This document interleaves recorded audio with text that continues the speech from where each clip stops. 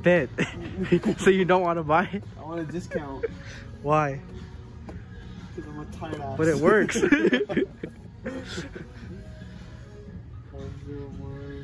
I think this might be the last one. 101. Dedication is key. Always be persistent. We found a new So what's the difference? See, it's the same thing. No, it's not. Look. It's chilling. Oh my god.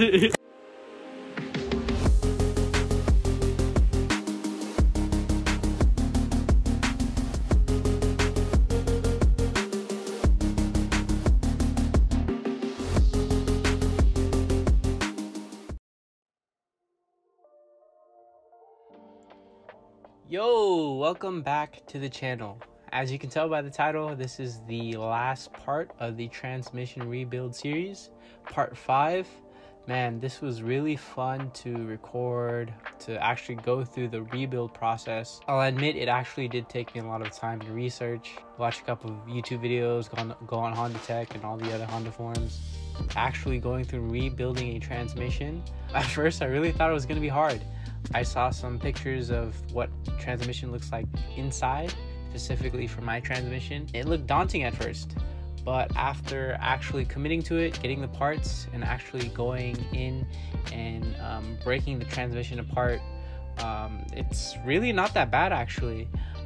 In the grand scheme of things, the shafts, they're not really like hold in or screwed in like other parts of a car. It's just bearings holding in, and then it's mostly just the gravity and the shifter forks and everything.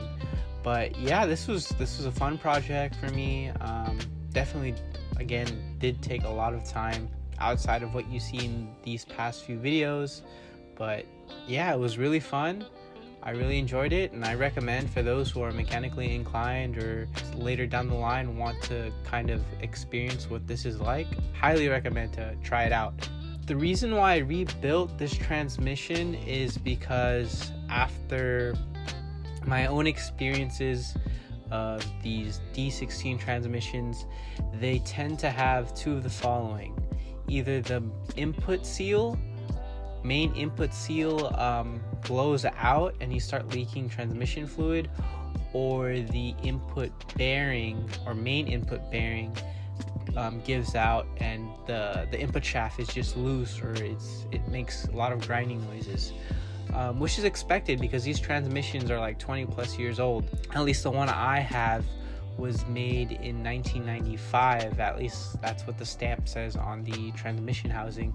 27 years later, if my math's correct. Yeah, so these transmissions are super old. And so, yeah, rather than just going to the importer, buying multiple transmissions, I thought might as well diagnose, see what's wrong, rebuild it, and boom, here we are. So, yeah, I hope you enjoyed this last part of the transmission rebuild series. At the end, you'll kind of see some photos real quick of what the final finished product is. Yeah, this kind of finished about, I want to say, a month ago, but I haven't had the time to really get down to editing all the videos and putting it out there. So if you follow my Instagram, it's actually up to date with all the other projects that I'm doing, all the stuff I'm doing with the Civic or with my daily with the CRV. Thanks again for watching, and I hope you enjoyed this last part of the series. I will see you on the next couple of videos because I definitely have way more content coming up. Just gotta keep editing them down, you know what I'm saying? All right, deuces.